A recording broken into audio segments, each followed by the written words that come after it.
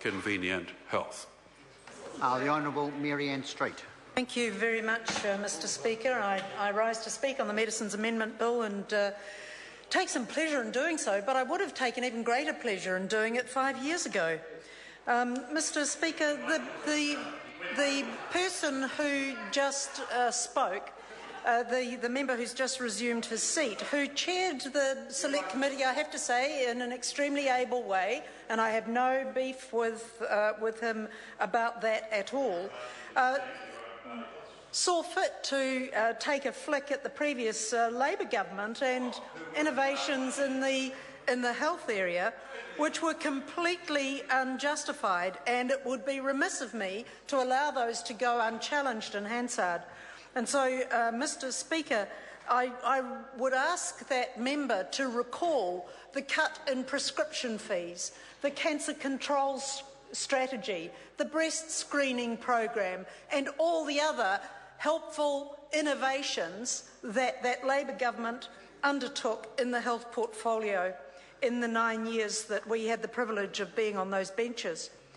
Mr Speaker, in the course of those improvements that we were doing to the health sector, we proposed to bring in a therapeutic products and medicines bill, which, oddly enough, is exactly the same name as the bill that this government is going to move on to in due course.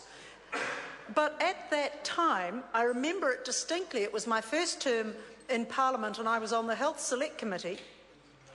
I remember distinctly Tony Ryle playing complete politics with the health of New Zealanders. He thought that he was on to a winning thing by joining with people under a series of red umbrellas out on the forecourt of Parliament to protest about natural supplements. And in the process of doing that, and the regulation of natural health supplements, in the process of doing that, the bill was split into two parts, but even so, the now Minister of Health could not at that time in opposition bring himself to advance something that was going to be for the good of New Zealanders. And it lies absolutely on that Minister's head that this delay in managing innovative measures of prescribing and of using our health workforce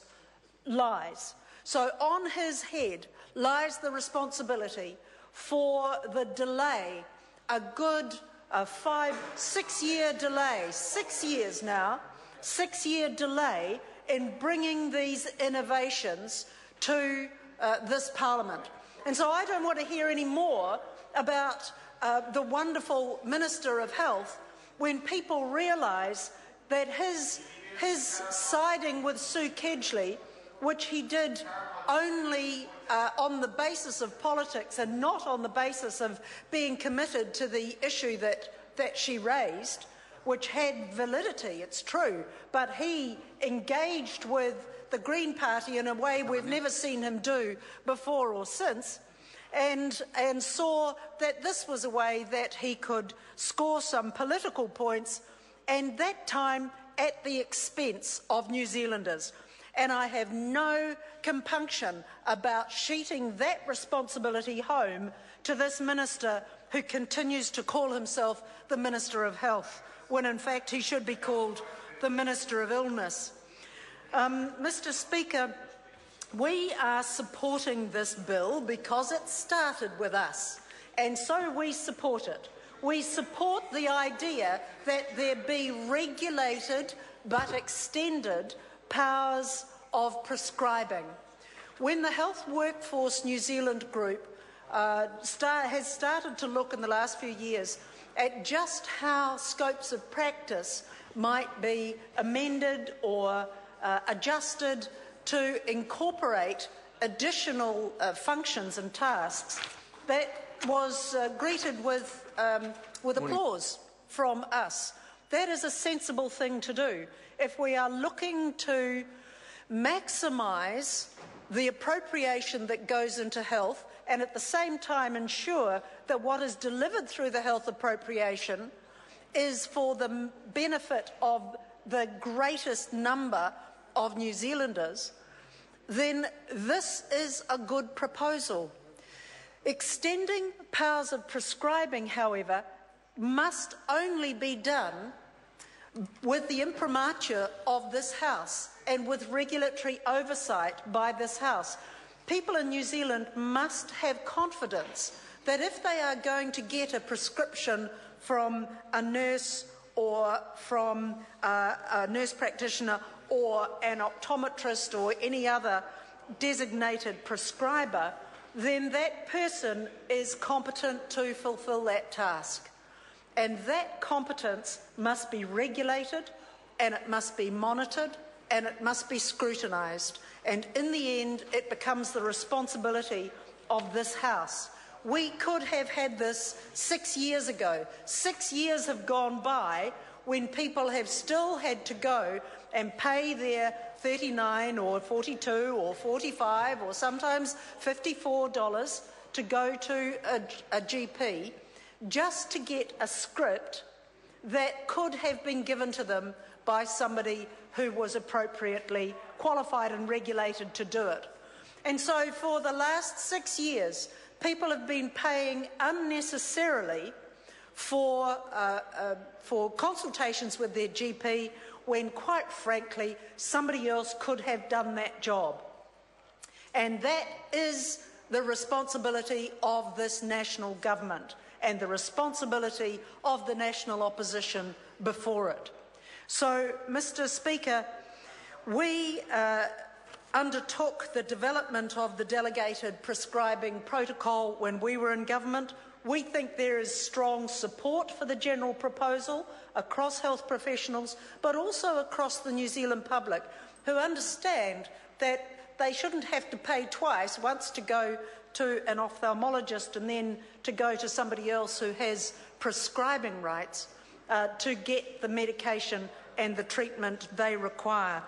This will allow for more timely access for patients, especially in some of our community and our more diverse community and rural settings, and that is really important.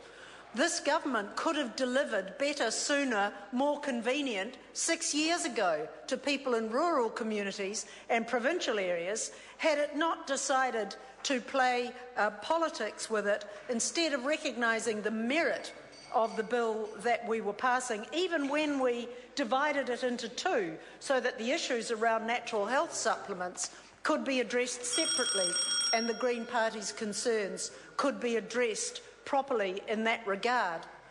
But no, better, sooner, more convenient was not on their minds when they were in opposition. Opposing was on their mind when they were in opposition. And so, Mr. Speaker, we support this, we welcome it, we think it's important that there is a more comprehensive overhaul of the Medicines Act. In fact, it could have been done more comprehensively. This remains an interim measure. I think that that is a sign of inadequacy also. In fact, the whole thing should have been done at once, but now we are passing an interim measure that will have to be revisited again shortly. And that is a shame. It is a kind of waste of Parliament's time, but hopefully the government will sort itself out and we will get there in due course. Mr. Speaker, this bill and the one that follows it both have our support, and we only wish we could have voted for them some years ago. Thank you, Mr. Speaker. I call the honourable member Kevin Haig. Thank you very much, Mr. Speaker. It's my pleasure to take a call on this bill and